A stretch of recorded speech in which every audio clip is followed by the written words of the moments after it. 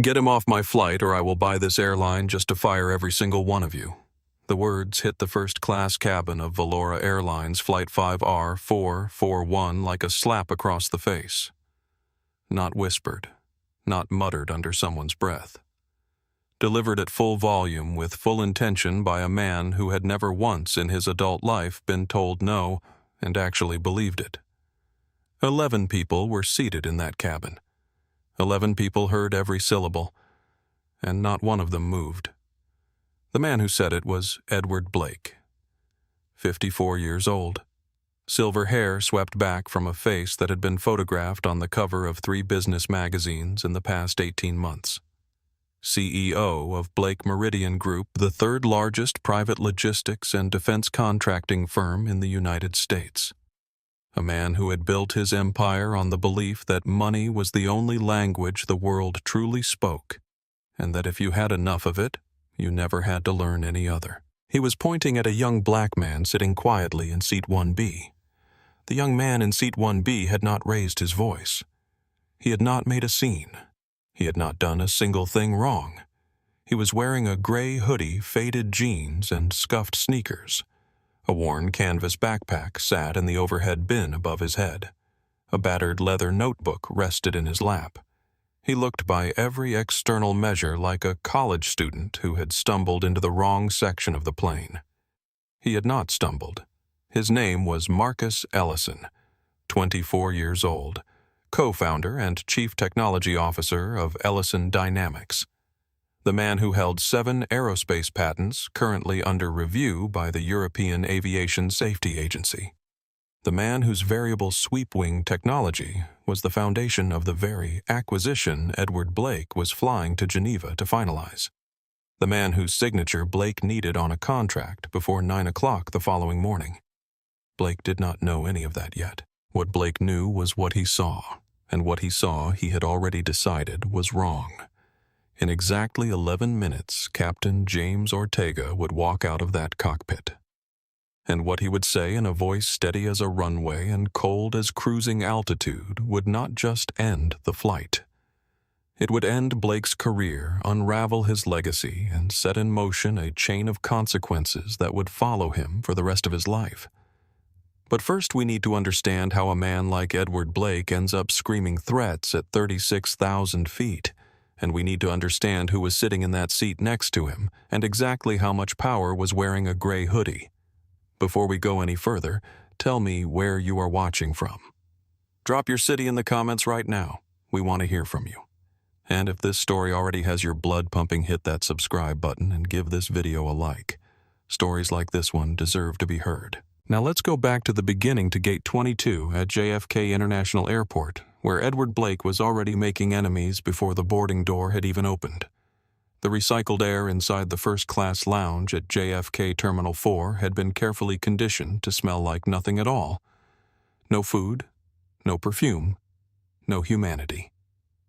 Just a clean, controlled blankness that cost $1,100 a year in membership fees and made people like Edward Blake feel appropriately separate from the rest of the airport. Blake sat in the corner chair, the one facing the door, the one with the best sight line to the entire room. He had chosen that seat not because it was more comfortable. It was not. He had chosen it because it let him watch everyone who entered and categorize them before they categorized him. 40 years of corporate warfare had rewired something in his brain. He no longer experienced rooms. He assessed them. He was currently assessing the room and finding it acceptable. His bespoke Brioni suit, charcoal with a chalk pinstripe, had been pressed that morning by the valet service at the Ritz-Carlton Midtown, where he kept a permanent suite at $4,200 per night. His Patek Philippe Nautilus, the steel one that real collectors knew was harder to obtain than the gold, caught the lounge light every time he lifted his wrist, which he did now for the 4th time in 3 minutes. It was 5:44 p.m. Boarding for VR 441 to Geneva was scheduled at 6:10. Departure at 6:45. Blake hated waiting. He considered it a form of theft. Time was the only commodity he could not acquire more of, could not trade for, could not leverage. Every minute spent sitting in an airport chair was a minute that belonged to someone else's schedule, and Edward Blake did not live on other people's schedules. His assistant, Beatrice Lane, sat in the chair to his left laptop, open a spiral of spreadsheets reflected in her glasses. Beatrice was 38, organized to the point of compulsion, and had worked for Blake for 6 years. She knew the precise distance to sit from him in a room, the precise tone to use when delivering bad news, and the precise moment to stop talking. She was by most objective measures exceptional at her job. Blake had not told her this in 6 years. He tapped her on the arm without looking up from his iPad. "Beatrice, have you confirmed the Novatech meeting room for tomorrow morning, 9 a.m., the Intercontinental Geneva Conference Room C?" she said. "Director Gruber will have his legal team present. Our acquisition counsel will be on a separate video call from New York. And the signing authority documents couriered to the hotel this morning. I confirmed receipt with the concierge at noon." Blake nodded. His eyes moved back to the iPad, where a document labeled Blake Meridian Group Acquisition Target, Novatech Systems Final Terms, was open to page 47. He had read page 47 6 times already. He read it again. The Novatech deal was the culmination of 3 years of strategy maneuvering and patience, which was not a quality Blake had naturally possessed, but had learned to deploy when the prize was large enough. Novatech Systems was a relatively small company by market cap standards. Fewer than 400 employees, a single facility outside Geneva, and a portfolio of engineering assets that, to most observers, did not justify the $2.1 billion Blake Meridian was offering. Most observers did not understand aerospace patent law. What Novatech held buried inside a licensing portfolio that their CFO had apparently undervalued for 3 consecutive quarters was the intellectual property for a variable sweep-wing technology called VS-7. The VS-7 system allowed commercial and military aircraft to dynamically adjust wing geometry mid-flight, dramatically reducing drag at cruising altitude and improving fuel efficiency by figures that major airlines and defense contractors were willing to pay extraordinary amounts to access. If Blake Meridian controlled the VS-7 patent portfolio, they controlled the future of mid-range aircraft manufacturing in the Northern Hemisphere for the next decade. The contract waiting in Geneva was not a business deal. It was a coronation. Blake allowed himself one moment of satisfaction, the way a chess player allows himself one small smile before announcing checkmate. Then he closed the document and looked at his watch again. 5:51 p.m. "Beatrice," he said what happened with seat 1B. She did not look up. The airline system flagged the duplicate booking as a violation of their single-passenger seat purchase policy. They canceled the second reservation and reissued the seat to the general standby queue. "I told you to sort it out. I attempted to. Their policy does not permit purchasing adjacent seats for privacy purposes on this route. It is against EU transport regulations. Then find someone at the airline who can be reasoned with." Beatrice said nothing. She looked back at her screen. She had made 2 calls and been told firmly no by both the customer service director and the VP of operations. She had not shared this information with Blake. She had simply noted it in her personal log and moved on. Boarding began at 6:12. Blake walked to the gate without looking at anyone else in the lounge.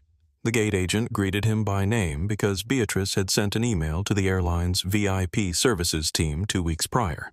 He accepted this as appropriate. He walked down the jet bridge through the first-class door held open by a flight attendant named Sarah Vega and settled into seat 1A without acknowledging her greeting.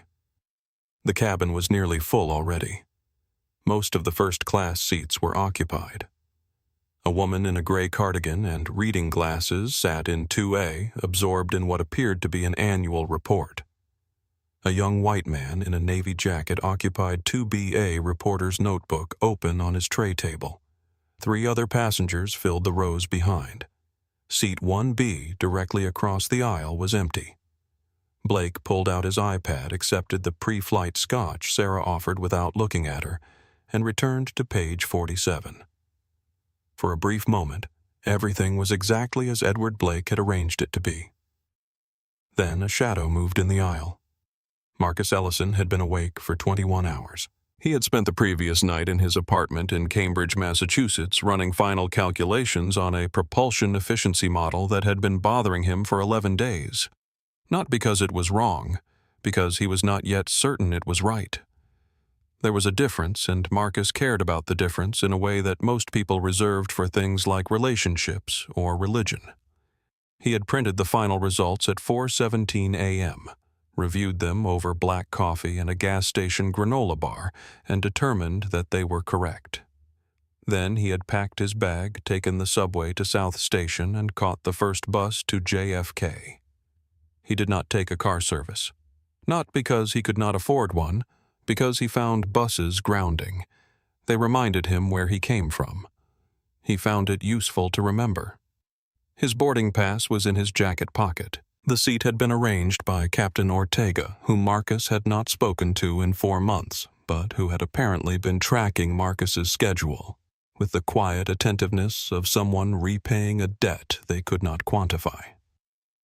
When the confirmation email arrived in Marcus's inbox 2 weeks ago, it said only Seat 1B Flight, Vavar 441, Geneva, courtesy of a friend who owes you more than this. Safe travels. Marcus had smiled at that. He had not replied. He did not need to. He walked down the jet bridge carrying his canvas backpack over one shoulder and his leather notebook in his left hand. The notebook was 3 years old, refilled 6 times, and contained in handwriting that most people found illegible the foundational equations for the VS7 system. He carried it everywhere, not for reference, for continuity. He stepped through the first-class cabin door. Sarah Vega said, "Welcome aboard," and Marcus looked at her directly and said, "Thank you," and meant it. He found row 1, row A. He checked the seat number against his boarding pass out of habit, though he had memorized it 2 weeks ago. He lifted his backpack into the overhead bin above seat 1B. The man in seat 1. A flinched. Marcus did not notice this immediately. He was focused on fitting the bag into the bin without disturbing the briefcase already positioned there. When he turned to sit down, he registered the man across the aisle for the first time. Silver hair, Brioni suit, a face that projected authority the way some buildings projected architecture designed to make you feel smaller by comparison. The man was staring at Marcus the way people stare at a word they do not recognize, not with curiosity, with the specific irritation of someone who believes an error has been made and is waiting for someone else to correct it. Marcus sat down. He placed his notebook on the tray table. He buckled his seatbelt. The man spoke. "Whoa, easy there. Economy is that way, kid." Marcus looked at him. "1 second. Assessing, not reacting. This is my seat, sir." The man Blake let out a short sound that was not quite a laugh. "There must be a ticketing error. They upgrade people when economy is full. It happens. You need to check with the gate agent before they close the door." "I have a first-class ticket," Marcus said. He reached into his jacket and held out the boarding pass. Valora Airlines 5R441 seat, 1B class first. Blake did not look at the ticket the way a reasonable person looks at evidence. He looked at it the way a prosecutor looks at evidence he intends to discredit. Then he took it, without asking. He scanned it. His eyes moved across the text with the controlled focus of a man searching for the mistake he needed to be there. Passenger Ellison Marcus. Seat 01B. Class first. There was no mistake. Blake's jaw moved slightly. He handed the ticket back with 2 fingers the way you return something contaminated. "There's been a glitch in the system," he said. "These things happen. They'll sort it out." Marcus smoothed the fold Blake had put in the boarding pass. He looked at it once, then put it back in his pocket. "The ticket is correct, sir. There is no glitch." Blake's voice dropped in temperature. "Do you have any idea what these seats cost?" "I don't," Marcus said. And it doesn't change what's printed on my ticket. Blake turned forward and pressed the flight attendant call button. Once. Then held it. The chime sounded twice, then 3 times, then a fourth, aggressive and rhythmic, the button language of a man who expected immediate compliance. Sarah Vega appeared from the galley, her smile calibrated to the kind of diplomatic neutrality that flight attendants develop the way athletes develop muscle through years of repeated stress. "Mr. Blake is there," she began. Blake cut her off. "It's Blake. Edward Blake. And yes, there is absolutely a problem, Sarah." He said her name with the particular inflection of a person who has just read your name tag and wants you to understand that this is not a conversation between equals. There is a ticketing error. This young man has been incorrectly placed in first class. I need you to escort him to his correct seat in economy so we can close the door and depart. Sarah looked at Marcus's boarding pass, which he offered without being asked. She already knew what she would find. The VIP notation on the manifest had flagged Marcus Ellison before the flight even boarded. She knew who he was. She had in fact known who he was for 2 weeks because Captain Ortega had personally called the cabin services director to confirm the seating arrangement.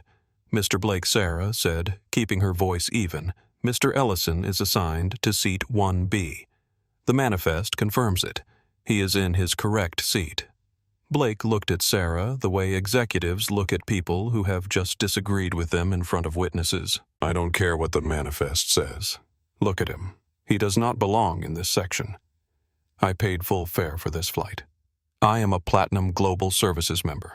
I have spent $3 million with this airline in the last 18 months. I am asking you to do your job and remove this disturbance before we lose our departure window." The word disturbance landed in the cabin and settled there. Marcus did not speak. He had opened his notebook and was writing, not because he was ignoring what was being said about him.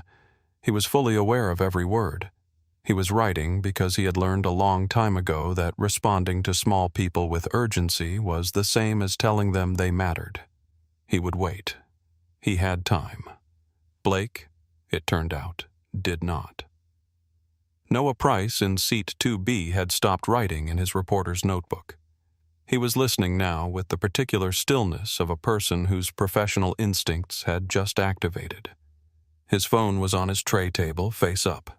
In seat 2, A, the woman in the gray cardigan, had not turned a single page in 4 minutes. Blake stood up. He did it the way powerful men stand up when they have decided a conversation is over and they are going to end it physically by inserting their body into the geometry of the situation and forcing the other person to recalibrate. He was tall, 6'1", and in the enclosed space of the first-class cabin, the effect was deliberate. Marcus did not recalibrate. He sat in his seat and watched Blake stand the way you watch a lamp fall in slow motion. Not with fear, with the calm recognition that what is happening has already been decided, and your only job now is to not be in the way of the landing. This cabin, Blake said, his voice carrying now to every row in the section, is a professional environment. I have sensitive acquisition documents open on my device. Confidential materials. I cannot have someone in this seat looking over my shoulder at proprietary information. He gestured at Marcus in a way that managed to incorporate the hoodie, the canvas backpack, the notebook, and Marcus himself into a single visual argument. "I have absolutely no interest in your documents," Sir Marcus said. "I want to sleep." "Then sleep in the back." He pressed the call button again. 4 times in rapid succession. Sarah appeared faster this time, her smile a degree or 2 tighter. "Sarah, I want the captain. Now. Let's get this resolved at the level it actually requires." "Sir, I can assure you that," Sarah began. "Get the captain." The words were 3 separate statements delivered with the spacing of a man who has learned that silence between syllables amplifies authority. Sarah reached for the interphone handset mounted on the galley wall. Blake stepped forward and put his hand on her wrist. "Don't call the cockpit on me. Call the gate agent. Get security to walk this young man off the plane." The cabin went completely silent. Not the polite near silence of people pretending not to listen. The absolute silence of people who have just witnessed something cross a line. Sarah looked down at her wrist, then up at Blake. Her face did not change, but her eyes did. Marcus stood up. He did not stand up quickly. He rose in the way people rise when they are not alarmed, when they have simply decided that sitting is no longer the appropriate posture. "Let her go," Marcus said. The softness was completely gone from his voice. What replaced it was not anger. It was precision. The voice of someone who has calculated exactly how much force a situation requires and is offering the minimum necessary. Blake looked at him. The full direct assessment of a man who is trying to determine whether the person in front of him is a real obstacle. He released Sarah's wrist. "Fine," he said. "Call whoever you want. Let's see whose side the pilot takes, the billionaire or the charity case." And there it was. Not subtle. Not hedged. Naked. Sarah's eyes went to Marcus.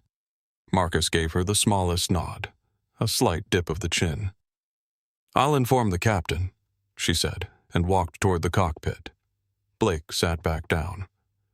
He crossed his arms, facing forward, the posture of a man who considers the argument won and is simply waiting for the paperwork to confirm it. He winked at Marcus. "Enjoy it while it lasts, kid." Marcus sat back down. He opened his notebook to a fresh page. He picked up his pen. And then the memories came the way they always came in moments like this. Not with violence, but with clarity. Marcus was 17 years old, sitting in a plastic chair in room 104 of Frederick Douglass High School in Baltimore, Maryland. The fluorescent light above the third row had been flickering since October. It was now January, and no one had fixed it. Mr. Morrison was returning the semester physics exam. He was a man in his late 50s, with wire-rimmed glasses that he wore pushed up his nose at all times as though they were always in danger of falling. He had a habit of placing test papers face down on desks in a particular order, highest scores first, as though the distribution of paper was itself a form of instruction. He placed Marcus's exam down without making eye contact. Marcus turned it over, 98 out of 100. He read the score twice. He read the two problems he had gotten wrong. He had in fact not gotten them wrong. He had used an alternate derivation that arrived at the correct answer through a different method. He understood this. He circled both problems in pencil. He raised his hand. Morrison glanced at him and then looked away, moving to the next desk. "Mr. Morrison?" Marcus kept his hand up.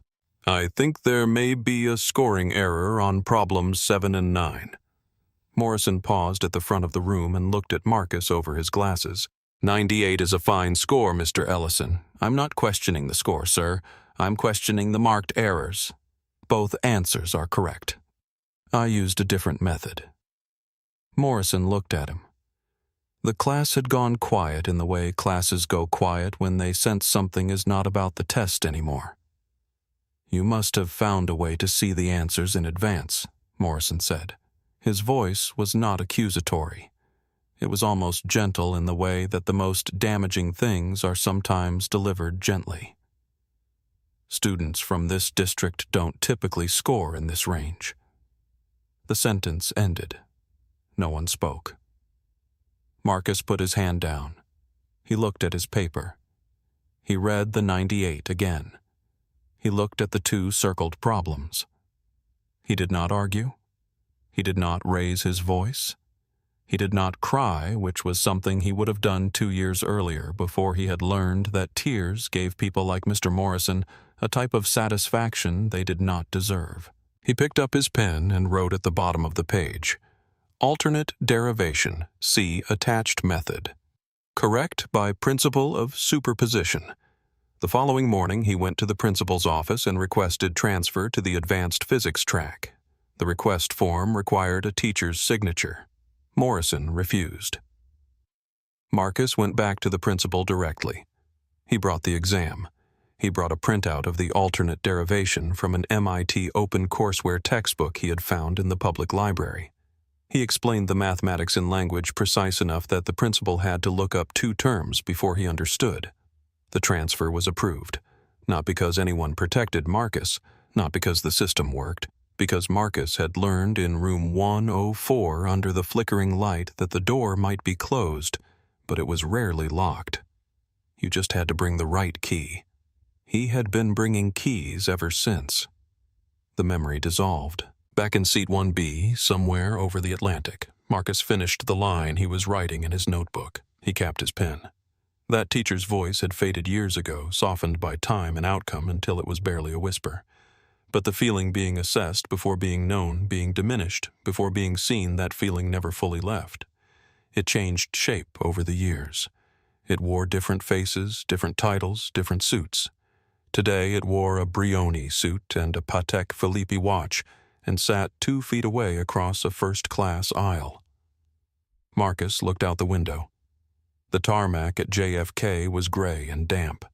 Ground crews moved below in orange vests, purposeful and unhurried.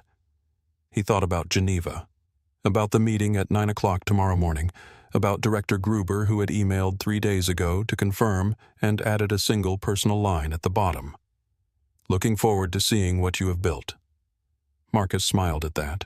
He folded the corner of the notebook page and closed it. In seat 2B, Noah Price had stopped pretending to take notes on anything else. His pen was moving steadily. His head was slightly down. He was writing the way journalists write when they know they have a story. In seat 2A, the woman in the gray cardigan had set down her annual report entirely. She had placed her iPhone screen facing up in the gap between her thigh and the armrest, the camera lens angled toward the aisle.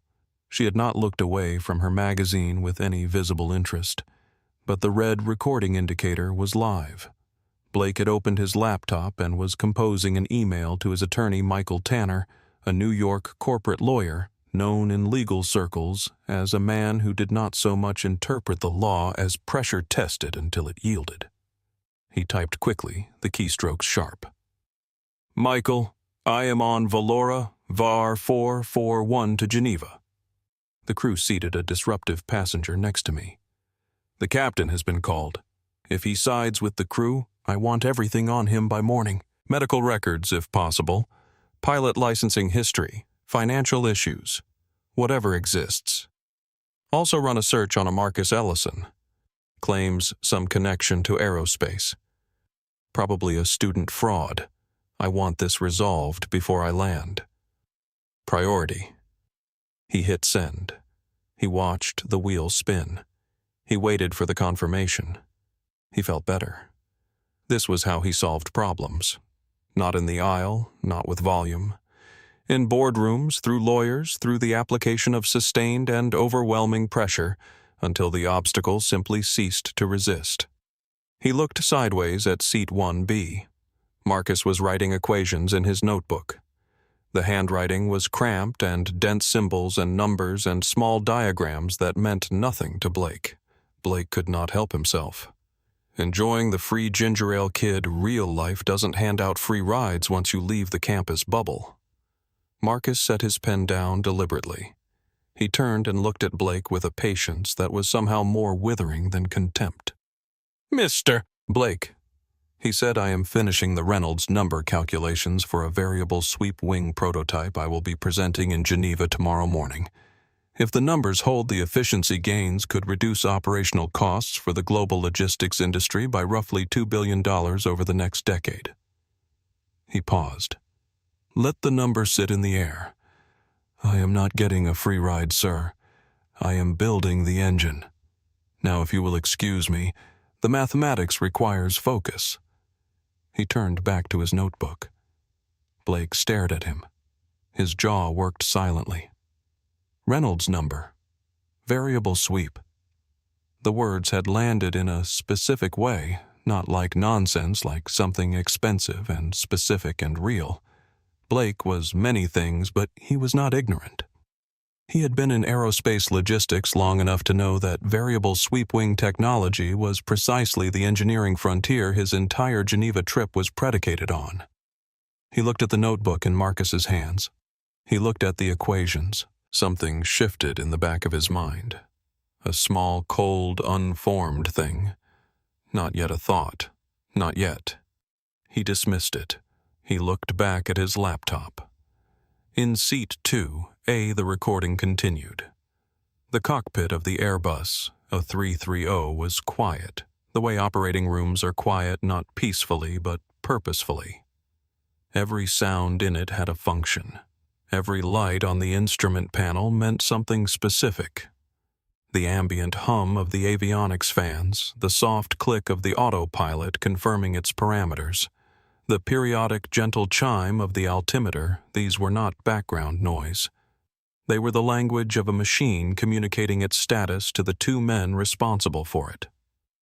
Captain James Ortega had been flying for 33 years. He had flown F-16 over the Persian Gulf at altitudes where the curvature of the Earth was visible. He had flown experimental airframes that the Air Force had not yet decided were survivable. He had once landed a twin-engine turboprop on a grass strip in Honduras, with one engine out and 14 passengers aboard, none of whom knew until they were safely on the ground that the outcome had been genuinely in question. He was 58 years old, and he had the kind of gray hair that passengers found reassuring and junior officers found intimidating. Not because he cultivated either impression, simply because he was precisely what he appeared to be, a man who had been tested repeatedly by situations that did not offer second chances and had passed every time.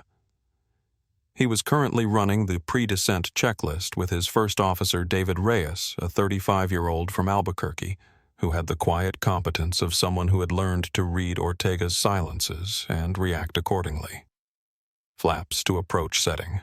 Ortega called. Confirmed, Reyes responded, his hand moving with practiced precision across the panel. The interphone chimed. It was not the standard chime. It was the priority code, 2 short tones and 1 long, the signal used for security situations and medical emergencies. Ortega had heard it perhaps 12 times in 33 years. He picked up the handset immediately. "Deck, go ahead." "Captain, it's Sarah." Her voice was controlled but not calm. There was a difference, and Ortega knew how to hear it. "We have a situation in first class. Verbal abuse escalating. Physical contact with crew. Seat 1A. Ortega straightened slightly in his seat. "Physical contact with crew meaning what, Sarah?" "He grabbed my wrist when I reached for the interphone, sir. He told me not to call you." Ortega was quiet for exactly 2 seconds. "Who is the passenger?" "A Mr. Edward Blake, sir." "Seat 1A." Reyes glanced over. He knew the name. Everyone in commercial aviation logistics knew the name Blake Meridian. "And the passenger he is targeting?" Sarah paused. "It's Marcus Captain. Seat 1B." The avionics fans continued their hum. The altimeter chimed softly. Everything around Ortega continued operating with its usual precise indifference to human emotion. Ortega did not move for a moment. He looked at the windshield. The sky outside was a deep uniform blue at this altitude, the kind of blue that looks simple from below and is anything but from inside it. 2 years. It had been 2 years since the Aviation Safety Conference in Chicago. 2 years since a lighting rig had given way above the presentation stage without warning, 500 pounds of steel and glass dropping toward the podium where Ortega was standing mid-sentence. He had not heard it coming. He had not seen it. But someone else had.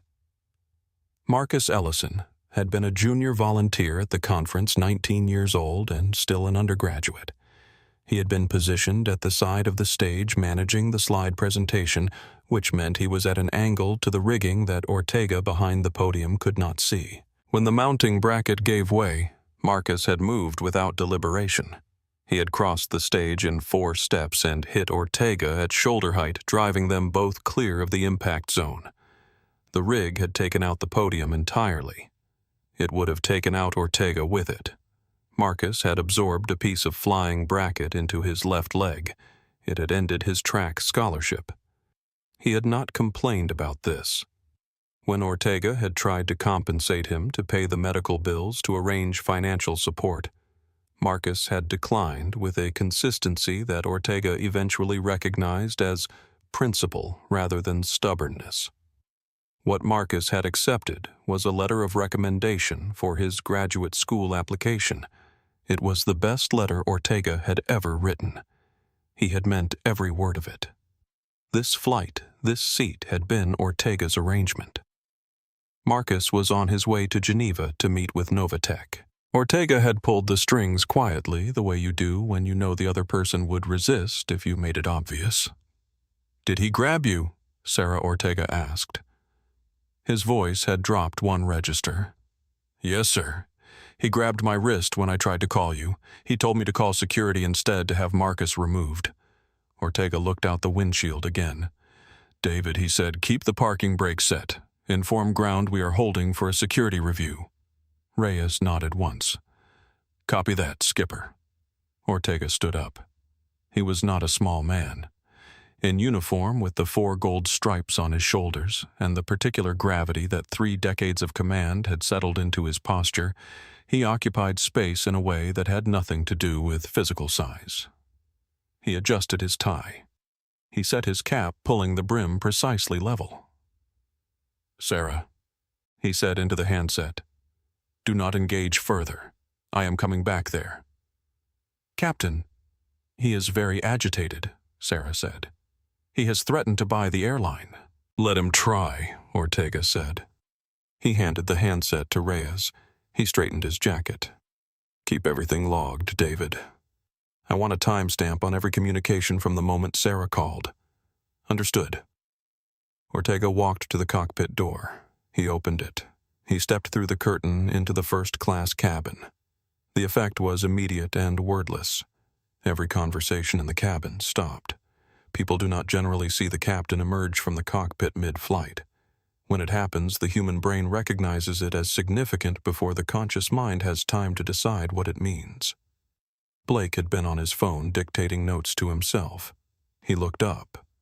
When he saw the uniform, when he saw the 4 gold stripes and the measured, unhurried stride of the man wearing them, he stood up. He unbuttoned his jacket.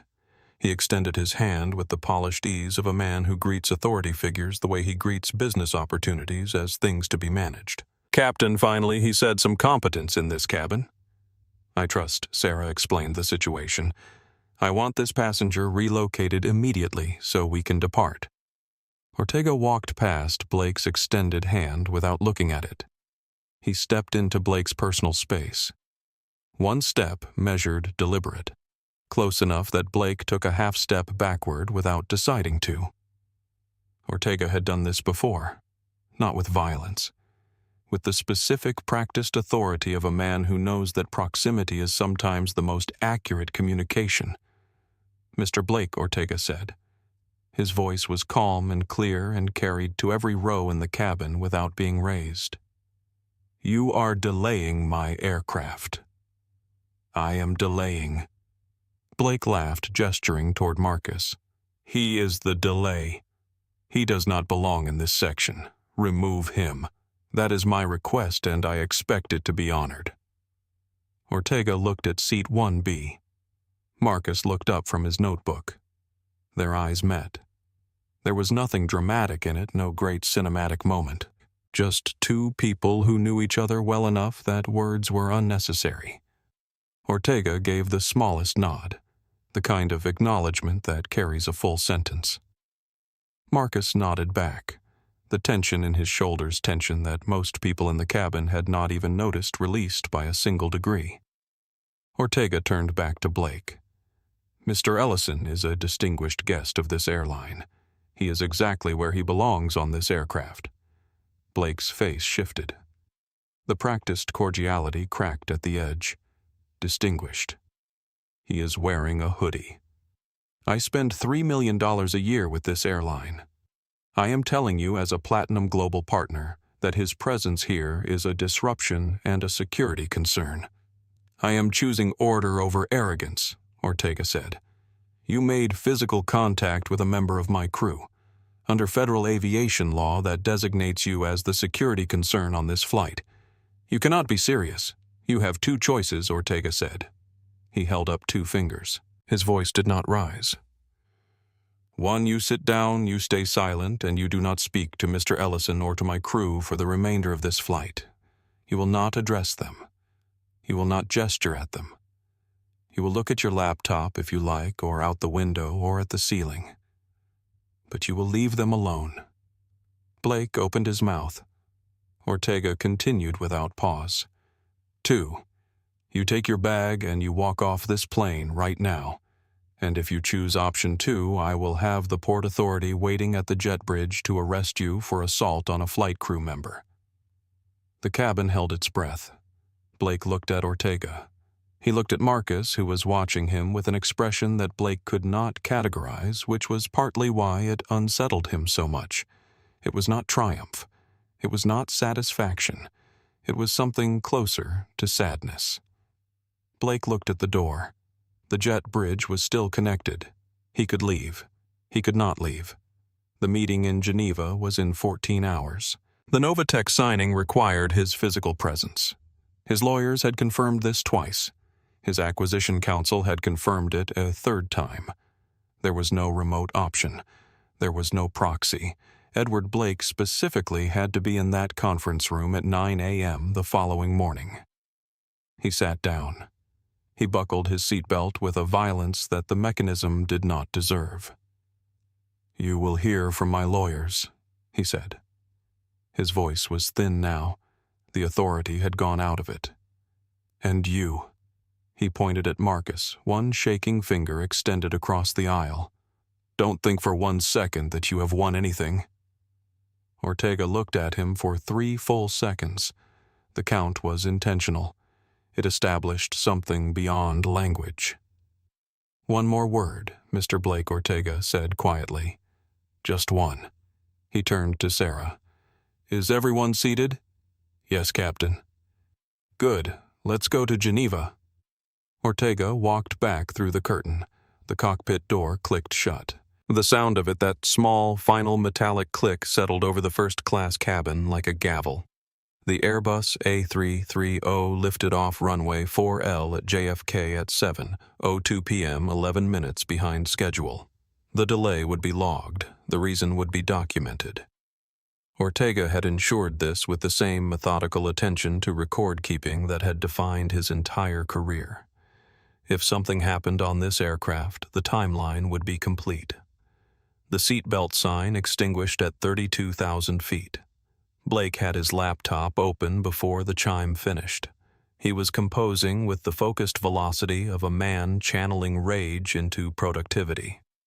The first email went to Michael Tanner, his attorney in New York, expanding on what he had started at the gate. He wanted everything on Captain James Ortega. Licensing records, medical certifications, any complaints filed against him, any incidents in his history. If there was debt, find it.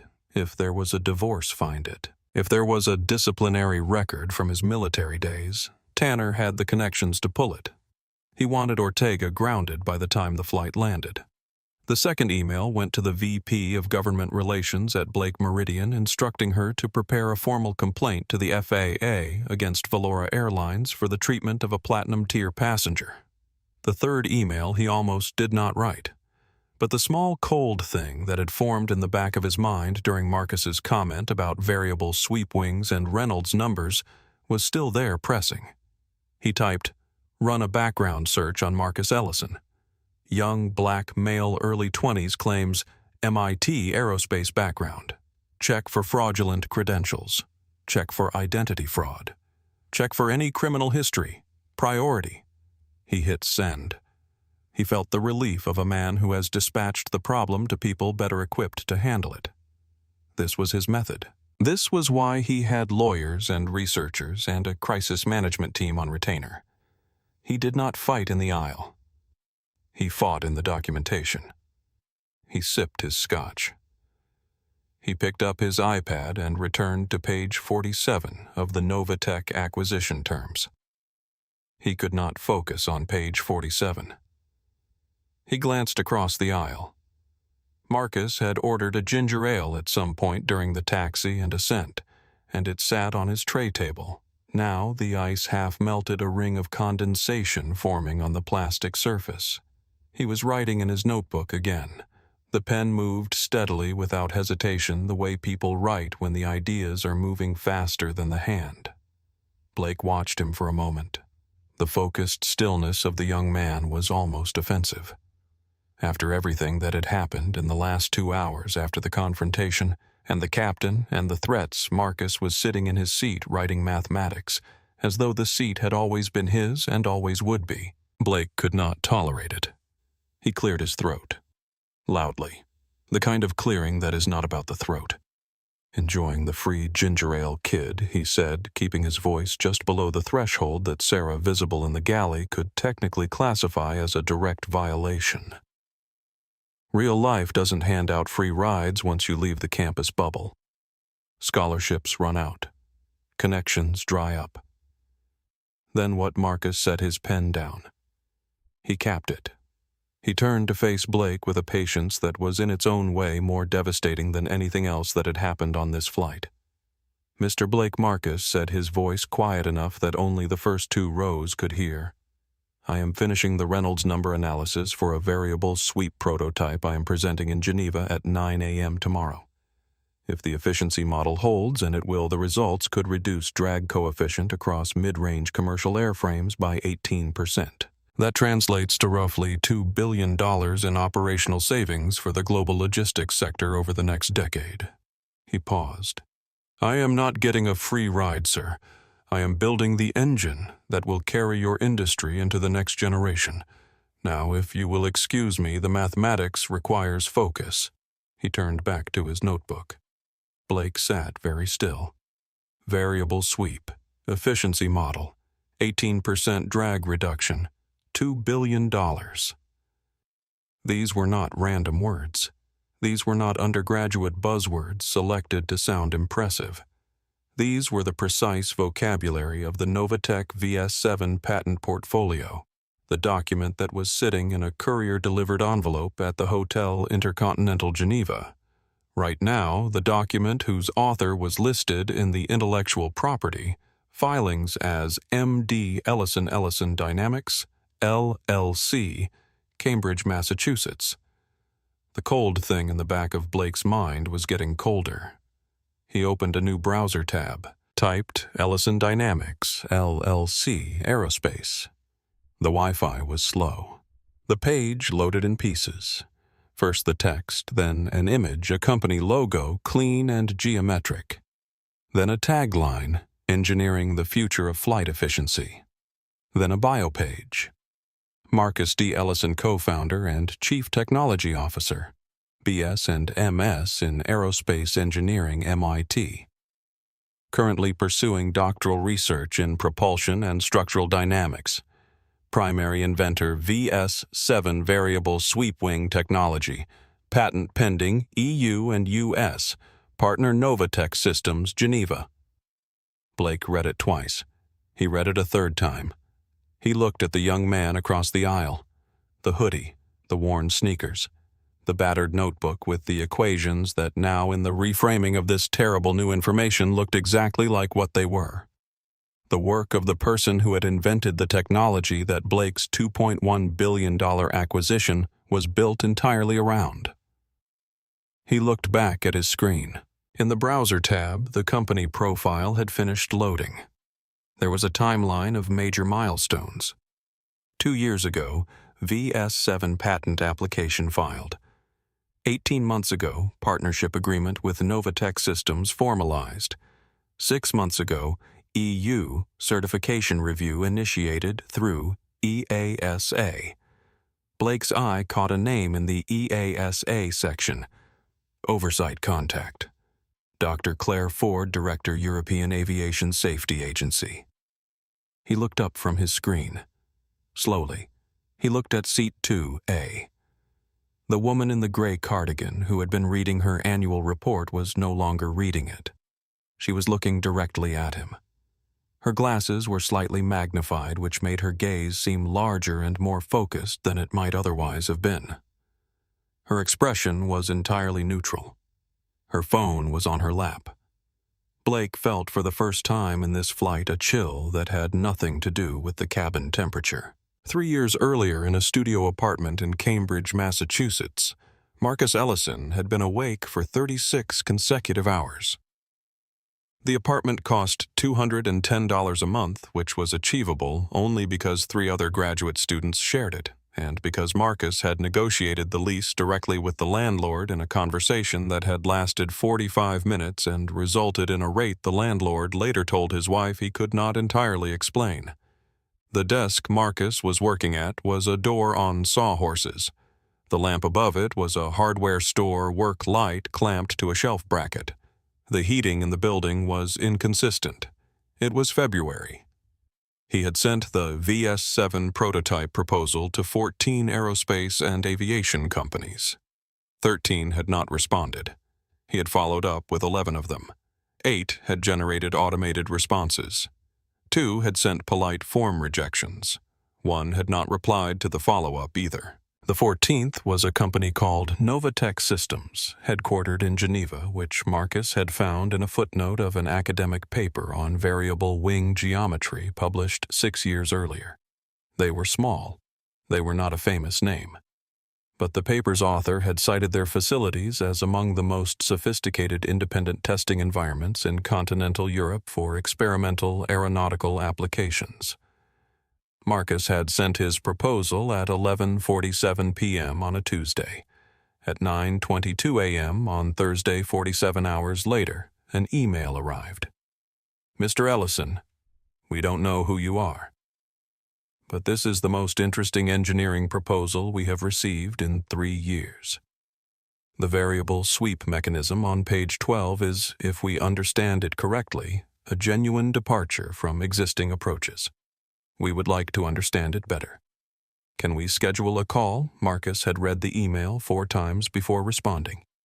Then he typed, "I am available whenever works for you. When can we meet?" The call happened the following day. It lasted 3 hours. By the end of it, Novatech's lead engineer had called in his director, and the director had called in the company's founding partner, Hans Gruber, who had asked Marcus a single question at the end of the conversation. "How did you get here?" Not here to this company, here to this idea.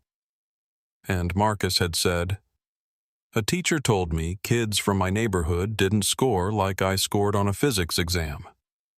I decided to make sure every room I entered after that was a room he would have told me I didn't belong in." Gruber had been quiet for a moment. Then he said, "We would like to discuss a formal partnership." The 14 rejections had not broken Marcus. They had refined him.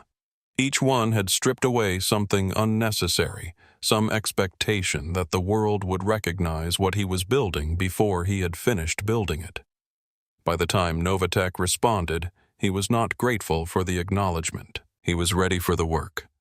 The door had always been there. He had simply kept bringing the right key until one of them fit. Back in seat 1B, Marcus capped his pen and closed his notebook. He looked out the window. The ocean below was dark and vast and indifferent. In seat 2, a Dr. Claire Ford opened Signal on her iPhone and typed a message to a contact listed as R. Hoffman Aviation Times. "Rachel," she typed, "I am on Valora VR 441. You need to see this. Sending now." The upload bar appeared. The in-flight Wi-Fi was slow, 4%, 9%. The sword was already in the air. Edward Blake did not know it yet. 2 hours into the flight, the first-class cabin had settled into the uneasy stillness of a room where everyone is aware of the thing no one is talking about. Blake had been quiet since Marcus's comment about the Reynolds numbers. His laptop was open, but he had not been typing. He had been reading the same browser tab, the Ellison Dynamics company profile, with a focus that had gradually shifted from skepticism to something harder to name. Marcus was writing in his notebook with the unhurried concentration of someone who has long since ceased to be defined by the rooms he is placed in. Sarah Vega was refilling water glasses in the galley, moving with the practiced efficiency of someone who has learned that staying in motion is sometimes the best way to manage a difficult situation. Noah Price in 2B had filled 4 pages of his reporter's notebook. Dr. Claire Ford in 2A had stopped reading 40 minutes ago. Her eyes were open and directed at the seat back in front of her. She was thinking. Then the cockpit door opened. Ortega stepped out for the second time. The first time had been urgent, purposeful, and waited the entrance of a man responding to a threat. This entrance was different. He was carrying a single envelope. He walked calmly to seat 1B and placed it on Marcus's tray table without drama. From the ground team in Geneva, Ortega said, "Director Gruber asked me personally to make sure this reached you before landing." Marcus looked at the envelope. He picked it up, opened it. Inside was a single sheet on Novatech Systems letterhead. Meeting Confirmation Official Technology Licensing Authorization Conference, Geneva Intercontinental Suite. C9 a.m. In attendance, Hans Gruber, Director. Novatech Systems Legal Counsel, Blake Meridian Group Acquisition Team subject to authorization, and at the bottom in Gruber's own handwriting, "Marcus, the VS-7 is the future. We are ready when you are." Marcus read it once, set it face down on the tray table. "Thank you, Captain," he said quietly. Ortega nodded and began walking back toward the cockpit. He had taken 3 steps when the sound of a sharply indrawn breath stopped the air in the cabin. It was Beatrice Lane. She had seen the letterhead from seat 3A. Not all of it, but enough. Her eyes had moved from the Novatech logo to the words acquisition and authorization, and the name in Gruber's handwriting. Ellison. Marcus D. Ellison. She opened her own laptop with hands that were moving faster than normal. She pulled up the Blake Meridian Group internal acquisition database, entered her credentials, navigated to the Novatech file. She had prepared this file herself. She knew every page of it. She found the intellectual property annex. Section 7, patent portfolio and transfer requirements. She scrolled to the VS-7 licensing subclause. Required signatory for all derivative licensing agreements and acquisition authorization, M.D. Ellison. Ellison Dynamics, LLC, primary patent holder, Cambridge, Massachusetts. Without written authorization from M.D. Ellison, the transfer of VS-7 technology rights to any acquiring entity is legally void. Her face went the color of the plastic tray table. She leaned forward. Her voice was a whisper, but in the particular silence of the first-class cabin, it was not entirely private. "Mr. Blake? Sir?" Blake looked up from his screen. His expression was the controlled irritation of a man who does not like being interrupted. "Not now, Beatrice?" "Sir," she said again, her voice lower but more urgent. "Ellison. His name. Marcus Ellison. The patent." Blake stared at her. Beatrice turned her laptop screen so that Blake could see it from across the aisle. The header read, VS-7 Patent Transfer Required Signatory. The name M.D. Ellison was highlighted in yellow because Beatrice had highlighted every required action item in the file 6 weeks ago when she assembled it. Blake looked at the screen. He looked at the name. He looked at seat 1B. The full weight of the last 3 hours arrived without warning and all at once. The variable sweep comment, the Reynolds number, the Geneva presentation, the Novatech letterhead. "Oh," Blake said. It was not a word so much as a sound. The involuntary vocalization of a man who has just stepped off a curb he did not see. Marcus turned. He had heard Beatrice say his name. He had watched Blake look at the laptop screen. He had watched the specific quality of Blake's silence change, thicken, take on a new character. He had seen this moment coming from 2 hours away, but seeing it arrive was still in its own way something. He looked at Blake without expression. "Problem, Mr. Blake," he said. His voice was entirely level. Blake turned to face him. The corporate assurance was gone. The practiced authority, the measured dominance that he had deployed and adjusted and weaponized across a 40-year career had drained out of his face. What was left underneath it was simpler and smaller and much more honest. "You," Blake said. His voice was barely above a whisper. "You are Ellison Dynamics." Marcus did not confirm it immediately. He let the sentence sit for a moment the way a surgeon lets a patient see the scan before explaining what it means. "I am Marcus," said. Blake's hand was flat on the armrest. Unmoving. "The patent," Blake said. "The VS-7 system. The Novatech acquisition." Without my signature, Marcus said, the acquisition cannot close. The technology rights do not transfer. The deal your company has spent 3 years and $40 million in legal and advisory fees preparing it does not exist without my authorization. That is correct. The cabin was very quiet. Noah Price's pen had stopped moving. He was not going to miss a word. Dr. Ford had set her phone down on the tray table face up and was looking at the aisle with the calm attention of someone watching a verdict being delivered. Sarah Vega stood in the galley entrance, one hand resting on the curtain. "You're lying," Blake said. The word was reflex. The automatic defense mechanism of a man whose identity is built on being correct. Marcus did not respond to that. He picked up the Novatech letterhead from his tray table and set it in the aisle between the two seats. Gruber's handwriting was clearly visible. Marcus's name in ink on Novatech letterhead on a meeting confirmation for the morning of the following day. Blake looked at it. He did not pick it up. Sir Ortega said from the curtain entrance. He had not returned to the cockpit. He had been standing there for the last 90 seconds, and he spoke now with the measured authority of someone who has decided it is time for the record to be explicit. Mr. Ellison has been a technology partner with Novatech Systems for 3 years. He is the primary inventor and sole licensing signatory for the VS-7 variable sweep wing system, the patent at the foundation of your pending acquisition. He is in Geneva for the signing authorization meeting tomorrow morning. He is on this aircraft because I arranged his seat. He is in seat 1B because that is where he belongs. Blake did not respond. Beatrice had closed her laptop. She was looking at her hands. "I want you to know something," Marcus said. He had turned back to the window. He was not looking at Blake when he said it. His voice was calm and measured and entirely without performance. "I was not going to make this complicated. I never intended to. I was going to sit in this seat land in Geneva and do the work I came to do. That is all I ever come to do?"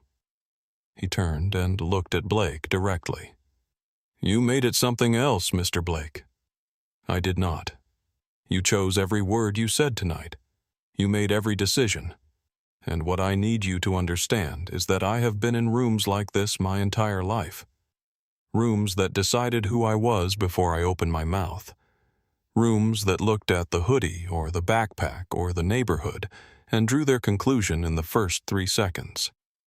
He paused. I stopped explaining myself to those rooms a long time ago. I just kept doing the work. And the work is what brought me here to this seat on this flight to this meeting tomorrow morning. He picked up his notebook. The door is still open for the deal, he said simply. That is your decision to make. Not tonight. Tomorrow. He opened the notebook and found his page. Edward Blake sat in seat 1A in silence. Noah Price's pen was moving again, steadily, quickly, without looking up.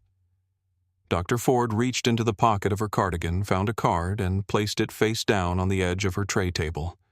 She would give it to Marcus in the terminal. She had decided this before the plane had even left JFK somewhere in the first 30 seconds after the recording started. But this moment, this specific and complete and irrefutable moment had confirmed it absolutely. In seat 3, Beatrice Lane opened her personal notebook.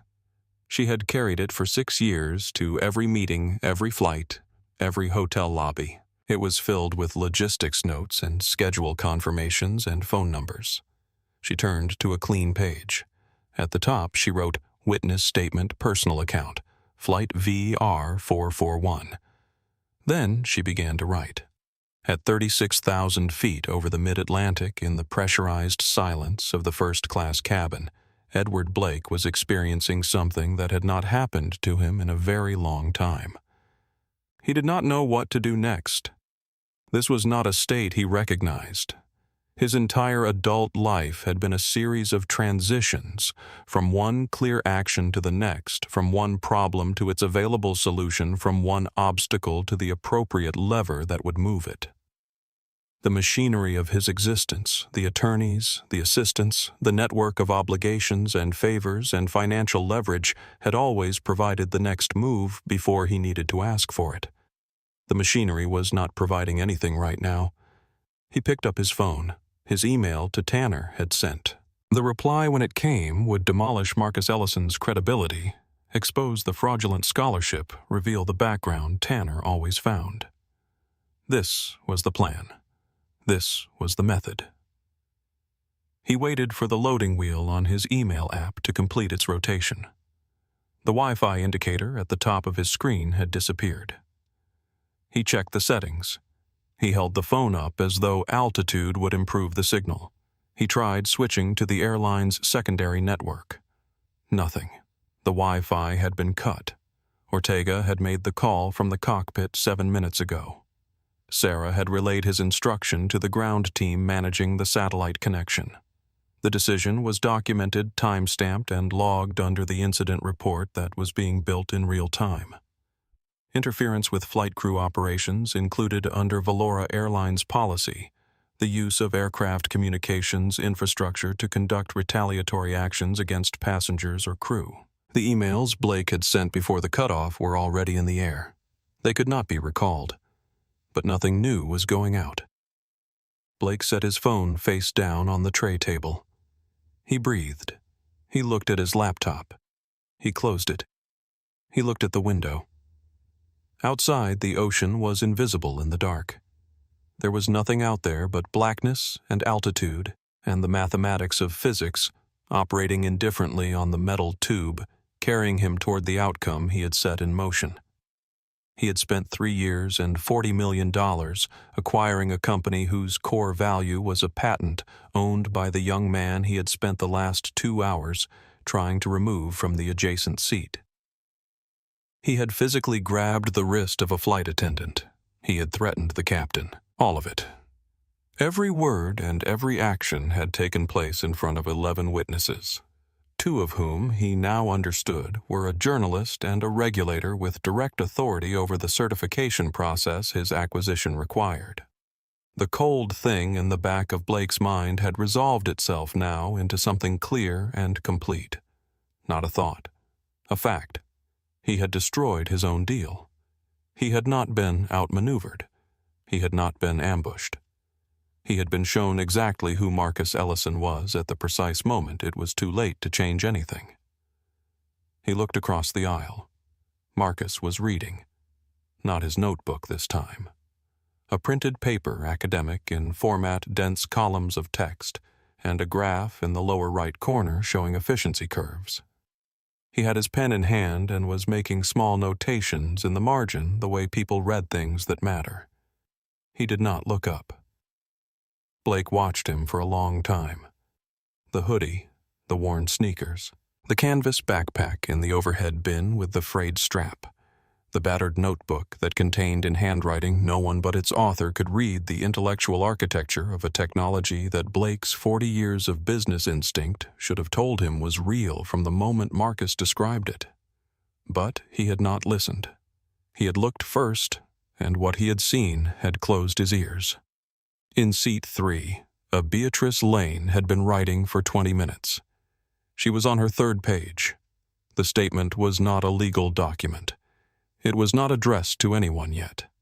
But it was dated and time-stamped and written in the clear, organized prose of someone who had spent 6 years managing the details of other people's lives and had developed in that time a precise and comprehensive memory. She was not writing it for Blake. She was writing it because she had watched a man be treated as a problem for the crime of sitting in a seat he had earned, and she had said nothing for 2 hours. She had sat 3 rows back and kept her head down and done the calculation, the one all assistants learn to do, about the cost of speaking versus the cost of silence. The cost of silence had become too high somewhere around the moment she saw Marcus set Gruber's letter in the aisle between the seats. She would not be working for Blake Meridian when this flight landed. She knew that. She had known it, she thought, for longer than tonight. Tonight had simply made the knowledge impossible to defer. Noah Price leaned forward in seat 2B and caught Sarah's eye as she passed. He held up a business card. "Reporter," he said quietly. "Aviation and corporate. I covered the Meridian Group's defense contracts in 2022. Sarah looked at the card. She took it. "Is there an incident report being filed?" he asked. "There is," Sarah said. He nodded. Then he opened his reporter's notebook to a fresh page and continued writing. In the galley, Sarah leaned against the wall for exactly 4 seconds, eyes closed. Then she straightened, smoothed her jacket, and went back to work. The Alps were visible in the distance when the descent began. Even in cloud and darkness, their presence was felt through the small variations in the aircraft's attitude as the A330 began its descent profile into Geneva. The autopilot adjusted. The engines throttled back.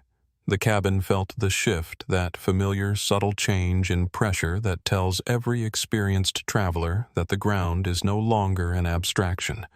The seatbelt sign illuminated with its soft, definitive chime.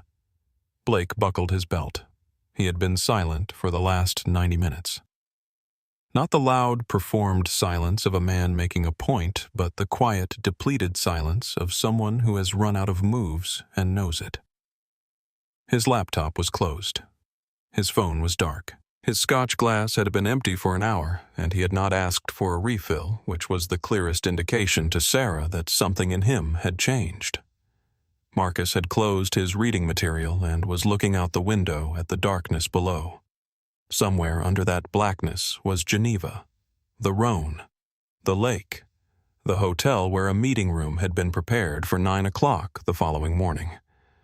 He thought about Gruber, about the equation on page 14 of the notebook, the one that had taken him 11 days to certify, about the 3 years of work that had brought him to this altitude in this seat on this flight. He thought about room 104, the flickering light, the test paper with the 2 circled problems. He thought about 14 rejection emails and one that had said in plain language, "We don't know who you are, but we want to." He thought about how much of his life had been spent in spaces designed to make him doubt whether he was in the right place, and how he had answered that doubt every single time, not with argument, not with volume, but with work. The intercom clicked on. It was not the first officer. The voice was Ortega's, not his usual measured, professionally soothing pre-landing tone. Something else was in it. Something that the 33 years of flights had perhaps been building toward without him knowing. "Ladies and gentlemen, this is Captain James Ortega from the flight deck." His voice moved through the cabin and through the thin partition into business class where 12 additional passengers heard it and went still. "We are on final approach into Geneva International Airport. The weather is overcast, 6 degrees Celsius. We expect to be on the ground in approximately 12 minutes. A pause. The static hiss of an open mic. "Before we land, I want to take a moment to address something that occurred in the first-class cabin of this aircraft tonight. I want to address it publicly and on the record because I believe the record matters." Blake gripped the armrests. This was actually happening. A passenger on this flight was verbally abused, publicly humiliated, and subjected to repeated attempts to have him removed from his seat for no reason that any reasonable person would recognize as legitimate. He was called a charity case. He was told he did not belong. He was treated as a security threat because of how he was dressed and what he looked like. I want that stated plainly and without qualification. The cabin was absolutely motionless. The passenger who was targeted is Mr. Marcus Ellison, co-founder and chief technology officer of Ellison Dynamics, one of the most gifted aerospace engineers currently working in his field. He is the primary inventor of technology that will change the efficiency of commercial aviation over the next decade. He is on this flight because he earned his seat in every sense of that word, and because I personally arranged it, which means any objection to his presence is an objection I will answer for directly. In the business class cabin, a woman put down her magazine. A man in a window seat looked up from his phone. 2 years ago, Ortega continued, Mr. Ellison saved my life at the cost of his own athletic scholarship. He refused compensation. He refused recognition. He asked only for a letter of recommendation, which I wrote with complete honesty because every word of it was true. Sarah was standing in the galley with one hand over her mouth. Noah Price had stopped writing. He was listening. Tonight on my aircraft, he was called a charity case and told to return to economy. I want everyone on this plane to know what the man in the gray hoodie in seat 1B was doing while he was being told he did not belong. He was finishing the calculations that will be presented tomorrow morning in Geneva. He was doing his work. Another pause. I have contacted the authorities at Geneva International. They will be boarding this aircraft upon arrival. The individual responsible for the assault on a member of my crew and for the sustained disruption of this flight will be met at the gate. I want to be clear about who that individual is. He did not say Blake's name. He did not need to. To Mr. Ellison, Ortega said, and his voice shifted, carrying something that had nothing to do with aviation protocol. Something older. It was an honor to fly you. Safe skies. The intercom clicked off. 3 seconds of silence. Then the business class cabin began to clap. Tentative at first, 1 set of hands, then 2, then the sound of it filled the partition and came through into first class. Doctor, forward in 2A began to clap her hands, moving with the precise, measured approval of someone who does not applaud often, but means it entirely when she does. Sarah Vega in the galley was clapping, tears running cleanly down her face without her making any sound. Noah Price set down his pen and clapped. Blake sat in seat 1A with his hands on his thighs and his eyes fixed on the seat back in front of him. The applause landed on him like rain on a statue. He did not move. Marcus did not clap. He was looking out the window. Below the cloud layer, the lights of Geneva were beginning to appear fractured and scattered across the darkness like scattered equations waiting to be solved. He had been to Geneva 3 times. He had never arrived this way. He looked at the lights. "Thank you, Captain," he said, too quietly for anyone but himself to hear. The lights of the runway threshold appeared below, white and steady, the most reliable landmarks in the world. The wheels touched down. The aircraft decelerated down the runway with the controlled force of reverse. Thrust, the kind of force that presses you back in your seat and reminds you briefly that flight is not the natural state of things, and that return to Earth is always a matter of physics reasserting itself. Blake was looking out the window. As the A330 turned off the runway onto the taxiway and the external lighting of the terminal complex became visible, he saw them. 2 Swiss police vehicles with blue lights turning an airport security SUV and a black sedan with a diplomatic crest on the door. He looked at them for a moment. His first instinct, the reflex of a man who had always assumed official presence, was there to solve his problems. Told him this was fine. The captain had called the police. The police were here for the student. This was how it worked. You made the call, the authorities arrived, the problem was resolved. He almost smiled. Then the aircraft came to a full stop at the gate and the seatbelt sign extinguished, and Blake stood up immediately, pulling his briefcase from the overhead bin before anyone else in the cabin had moved. "Ladies and gentlemen, please remain seated," Sarah announced over the interphone. "Do not open the overhead bins until the aircraft has been cleared by ground personnel. This will take only a few minutes. Please remain in your seats. Blake was already standing. The jet bridge connected. The forward cabin door opened. The Swiss air came in cold and clear and precise like the country itself. 3 officers entered. They were large men in dark uniforms with sidearms holstered and expressions that expressed nothing. Behind them walked a man in a charcoal airport management suit carrying a tablet. Blake stepped forward. He moved with the confident forward momentum of a man who has been the most important person in the room for so long that he applies the assumption automatically. He straightened his jacket, fixed a polished and controlled expression on his face, and extended a hand toward the lead officer. Officers, welcome. I am Edward Blake, CEO of Blake Meridian Group. I believe you are here regarding the individual in seat 1B. I have all the necessary information to file the report. His ticket was suspicious, and he was creating a disruption throughout the flight. The lead officer, whose badge read Sergeant P. Mueller, looked at the extended hand without taking it. Are you? Edward Blake Mueller said. His English was precise. I am Blake, said. He felt the familiarity of the question, the standard confirmation, before the thanks and the resolution. Mr. Blake, please turn around and place your hands behind your back. Blake did not move. The sentence did not parse correctly. His brain received the words in the wrong order, rearranged them, attempted to find the interpretation that made sense. Excuse me, he said. You are under arrest for assault on a flight crew member, interference with flight crew duties, and threatening behavior under Swiss Aviation Code Article 44. Please turn around. This is a misunderstanding, Blake said. His voice was controlled, but the frequency had changed. Higher, faster. I am an American citizen. I am a CEO. The pilot filed a false report. The young man in this cabin, he is the one who, he gestured backward at Marcus. He is the disruption. He doesn't belong, and he is the threat. The only threat documented by the captain and crew is you, Mueller said. Please turn around. I want to speak to the American consulate, Blake said. I want my lawyer on the phone. I have a meeting tomorrow morning that requires my presence. You do not understand what you are doing here.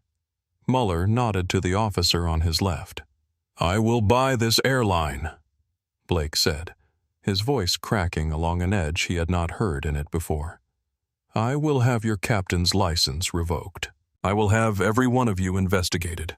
Do you have any idea how much leverage I carry in this industry? Mueller stepped forward. Blake took one step back and felt the seat edge behind him. There was nowhere to go. The aisle was blocked. The door was behind the officers.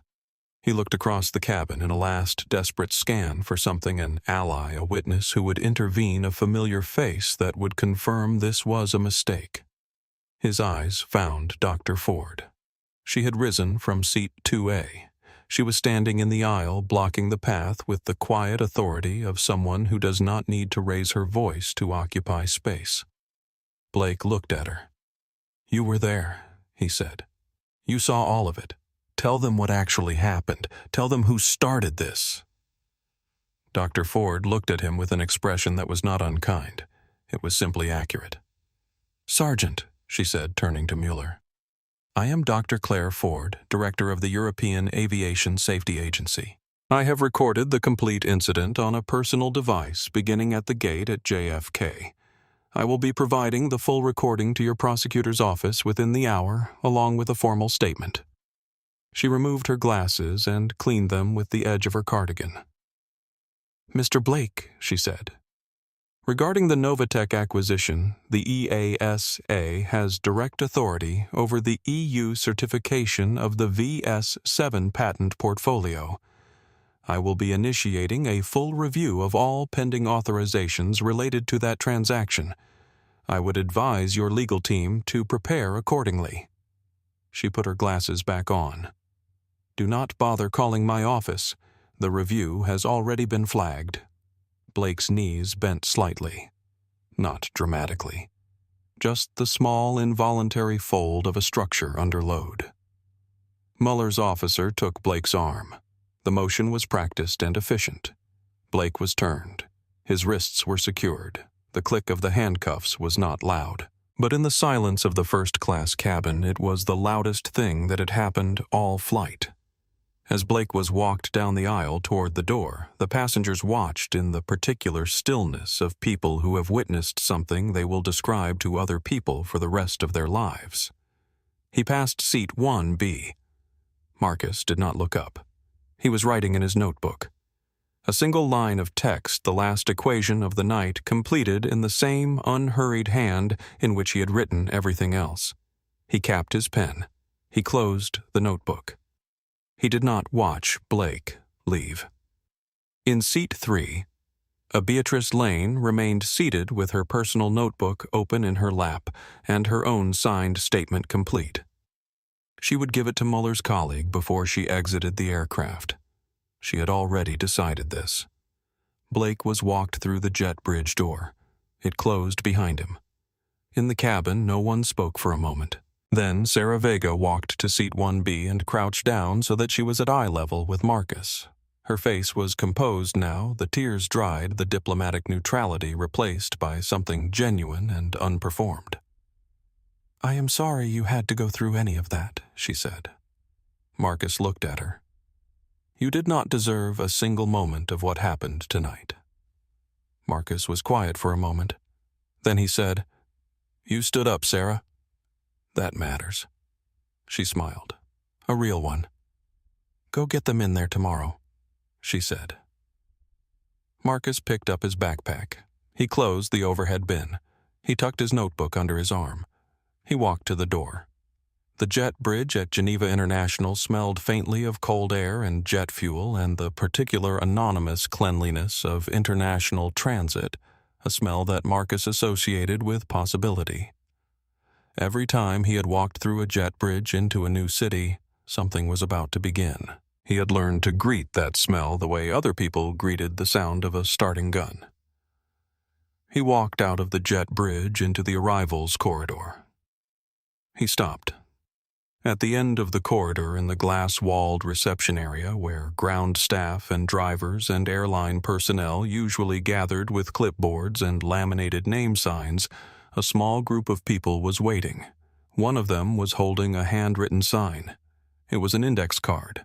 The handwriting was careful, the letters evenly spaced. "Welcome, Mr. Ellison. H. Gruber, Novatech Systems." Hans Gruber was 62 years old. He was a compact man with white hair, cropped short, and reading glasses he wore on a thin cord around his neck, the kind that suggested a person who reads important things frequently and at inconvenient moments. He was dressed in a dark blazer over an open collar shirt, the European professional's answer to formal. He looked precisely like the man who had written in an email 3 years ago. "We don't know who you are, but this is the most interesting proposal we have received in 3 years. He extended his hand as Marcus approached. Marcus shook it. "Captain Ortega radioed ahead," Gruber said. "He told us there was a remarkable engineer on board who might appreciate a proper welcome and that the flight may have been somewhat difficult." His English was precise and slightly formal, the English of someone who learned it from books and then improved it through decades of international meetings. We saw some of the news on the lounge screens. Gruber continued his expression, shifting from warmth to something more serious. "What that man did to you on that flight was completely unacceptable. I want you to know that Novatech Systems has no interest in conducting business with anyone whose values resemble his." Marcus looked at him. "We can train engineers," Mr. Ellison Gruber said. "We can teach methods and systems and processes. We cannot teach what you showed tonight. The way you handled yourself, that is character. That is the rarest thing we ever encounter." He put a hand briefly on Marcus's shoulder. "My car is outside. We have coffee, and if you are willing, a preview of tomorrow's agenda. There are several points I would like to discuss with you before the formal meeting, including some thoughts on the scope of the licensing structure that I believe you will find worth your time." Marcus looked at the sign in Gruber's hand. his name handwritten on an index card by one of the most respected names in European aerospace engineering. He thought about 11 days of calculations, about a studio apartment in Cambridge with a door on sawhorses for a desk, about 14 emails and one reply that had said simply, "We want to understand." He thought about the seat behind him now empty, about the click of handcuffs in the still air of a first-class cabin. "I am ready," Marcus said. As they walked through the terminal toward the exit, they passed a floor-to-ceiling window overlooking the tarmac. Below, in the amber glow of the ground lights, Marcus could see the police vehicles still parked at the base of the jet bridge. One of the rear doors was closed. Through the glass barely visible, a figure in a wrinkled charcoal suit sat in the back seat, not moving, not speaking. Marcus looked at it for a single second, not with satisfaction, not with anger, not even with much feeling at all. He turned away. "Ready when you are." "Director," he said. And they walked toward the exit together into the cold Geneva night. Within 24 hours of landing in Geneva, the recording from Dr. Claire Ford's iPhone was in 3 inboxes: the Swiss federal prosecutor, the editor of Aviation Times, and the FAA's International Affairs Division. Rachel Hoffman at Aviation Times published the story at 6 a.m. Geneva time. It was accompanied by a full transcript, a 4-minute edited clip of the most significant exchanges, and a sidebar on Marcus Ellison's engineering credentials that Hoffman had assembled in 4 hours with the help of publicly available patent filings and Novatech's official press releases. The story was read by 80,000 people before noon. By midnight, it had been shared 2 million times. Blake Meridian Group's board of directors held an emergency meeting that evening. They reviewed the footage themselves, reviewed Beatrice Lane's witness statement, which she had delivered in person to Mueller's office that morning, and invoked the moral turpitude clause in Blake's executive agreement. He was removed as CEO before midnight. The clause stripped him of his severance, a package worth $58 million. He left the company he had built over 20 years with nothing but the briefcase he had carried onto the plane and a legal bill that was already approaching 7 figures. The Swiss court moved efficiently. Blake was convicted on 2 counts: assault on flight crew and threatening behavior, fined substantially, and banned from entering the European Union for 8 years. For a logistics CEO whose primary business relationships were in Europe, this was not a fine. It was a career ending. Every major airline in the International Alliance network placed him on their restricted passenger list. The man who had once threatened to buy an airline to make a point now could not board a flight to conduct business in the hemisphere where most of his business had existed. The Novatech acquisition was restructured. Marcus's terms remained intact. The VS-7 licensing agreement was signed as planned on the morning it had always been scheduled in the conference room at the Intercontinental Geneva. Blake was not present. Marcus was. Sarah Vega returned to New York and filed her account of the incident with Valora Airlines. 3 months later, Valora announced a new crew empowerment policy giving flight attendants direct authority to initiate passenger removal proceedings in cases of physical contact with crew. Sarah was promoted to Director of Cabin Services Training. The promotion letter said simply, "Thank you for standing up." Beatrice Lane submitted her resignation from Blake Meridian the morning after landing. She was subsequently offered a position at a crisis communications firm whose managing partner told her in the interview, "We watched what you did on that flight. We need people who understand the difference between loyalty and doing what is right." Captain James Ortega retired 18 months later. His final flight received the traditional water cannon salute on arrival. He walked off the aircraft to find his wife and his 2 daughters waiting, and a young man in a navy jacket holding a bottle of champagne. "To the best pilot in the sky," Marcus said, handing him the bottle. "To the best engineer on the ground," Ortega replied, pulling Marcus into a hug that lasted longer than either of them would have predicted. They remained friends for the rest of their lives. 3 years after Flight 5R441, Marcus Ellison stood at a lectern in Geneva in front of 400 aviation and aerospace professionals to present the final version of the VS-7 system ahead of its full commercial launch. He still carried the leather notebook.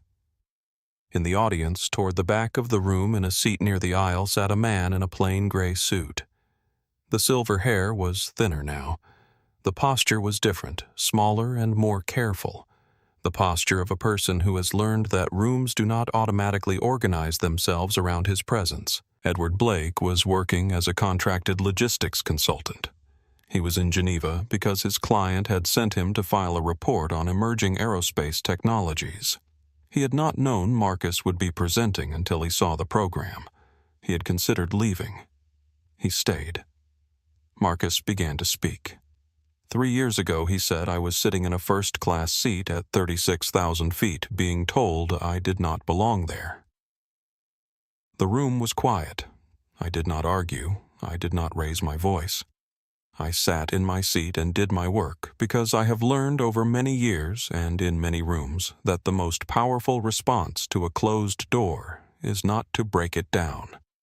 It is to build something on the other side of it that makes the door irrelevant. He looked out at the audience. Seats do not determine worth. They never have. The work does. What you build, what you contribute, what you leave behind, when you are done, that is what remains. Everything else is noise at altitude. He paused. I want to thank the people who stood with me on that flight. The flight attendant who did not look away. The captain who walked out of his cockpit. The colleague I had never met who pressed record. They did it because it was right, and it cost them something to do it. That kind of courage is quieter than the other kind, but it is the kind that actually changes things. The applause started before he had finished the sentence. In the back row, Edward Blake looked down at the notepad on his knee. He was supposed to be writing a report. Market analysis, technology assessment, competitive positioning.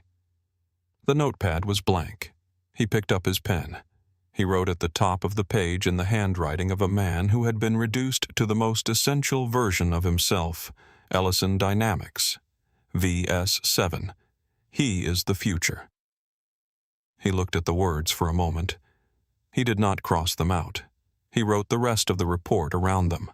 Edward Blake had spent 54 years measuring the value of the people around him by the surface of the things they wore and owned and occupied. He had mistaken the packaging for the contents so many times that he had stopped noticing the difference. On a flight to Geneva in seat 1A, he had looked at a gray hoodie and a worn canvas backpack and decided he already knew everything worth knowing. He had been more wrong than he had ever been in his life, and the cost of that wrongness had been the life itself, the company, the title, the platform, the network, the future he had spent 40 years building. The man he had tried to remove from the adjacent seat was now standing at the front of a room full of the most influential names in his industry, changing the direction of flight for the next generation. And Blake was in the back row taking notes. It costs nothing to see the person in front of you. Refusing to look, that can cost everything. If this story moved you, do not keep it to yourself. Share it with someone who needs to hear it today. Every share puts this story in front of someone who might be sitting in their own seat right now being told they do not belong. And if this is your first time on this channel, hit that subscribe button and never miss a story like this one. We post new stories every week, stories about dignity, about justice, and about the quiet ones who change everything without ever raising their voice. Like this video, if Marcus's story stayed with you. Drop a comment below and tell us what would you have done if you were Captain Ortega that night. We read every single comment, and we want to hear from you. Thank you for watching. Stay kind, stay just, and never underestimate the quiet ones. This is an original work of fiction. All characters, events, organizations, and incidents portrayed in this story are entirely fictional and created for entertainment and inspirational purposes only. Any resemblance to real persons living or dead or to actual events is entirely coincidental.